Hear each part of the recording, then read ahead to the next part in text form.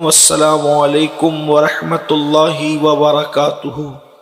لیکن آج اپنے معاشرے کا حال یہ ہے کہ اگر کوئی عورت بیوہ ہو جاتی ہے، کوئی عورت اگر بیوہ ہو جائے تو بیوہ ہونے کے بعد وہ خود بھی اور اس کے خاندان والے بھی اور ہماری قوم بھی اس بیوہ کے دوسرے نکاح کو عیب سمجھتے ہیں، اور لوگ کہتے ہیں کہ یہ شرافت کے خلاف ہے۔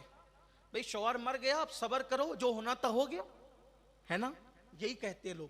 اور وہ جوانی میں چاہ کر بھی نکاح نہیں کر سکتی، دل چاہتا ہے، مگر ظالم معاشرہ، ظالم رسومات، ظالم رسمیں، ظالم زنجیریں، تانے کا خوف، عورتوں کی تانہ زنی کا خوف اس جوان عورت کو سسک سسک کر مرنے پر مجبور کر دیتے ہیں، وہ دوسرا نکاح نہیں کر سکتی۔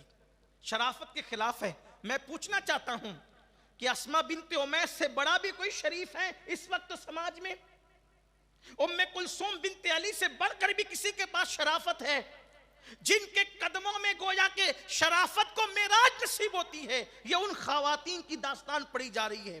جب انہوں نے بیوہ ہونے کے بعد دوسرا نکاح پسند کیا، قبول کیا، تو آج ہماری جوان بچیاں، اور یاد رکھنا، زبردستی کسی جوان بیٹی کو بیوہ ہونے کے بعد بھی نکاح سے روکنا، اس کی خواہشات کو کچلنا، کبھی کبھی اس کو غلط راستے پر ڈال سکتا ہے۔ اس لیے یاد رکھیے، بیوہ کا نکاح ہونا چاہیے۔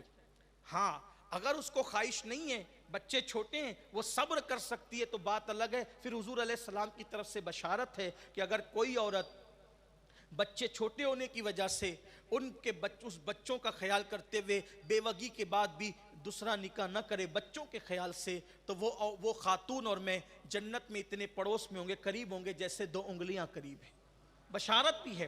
لیکن عام طور پر یہ دور گناہوں کا دور، ماحول کیسا عجیب ماحول ہے۔ اس لیے اگر جوانی کی دہلیز پر قدم رکھنے کے بعد کسی حادثے کے سبب کوئی لڑکی بیوہ ہو جائے، اس کا نکاح کرنا یہ شرافت کے خلاف نہیں ہے۔ اس طریقے سے تو ابھی اور بھی خواتین کے نام ہم لے سکتے ہیں، لیکن ابھی اس کا وقت نہیں۔ لیکن صرف یہ غلط رسم ہے۔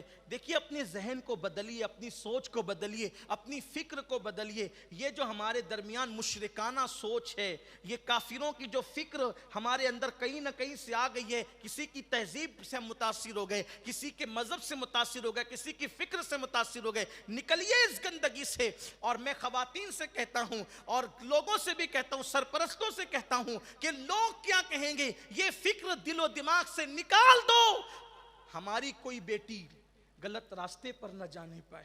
اسی طرح سے بیوہ جب ایک کے بعد، اور حضرت اسماء بنت امیس کا ذکر جب آیا تو میرے خیال میں آیا کہ پہلے ان کا نکاح حضرت جعفر کے ساتھ ہوا، شہادت کے بعد صدیق اکبر کے ساتھ، وصال کے بعد مولا علی کے ساتھ۔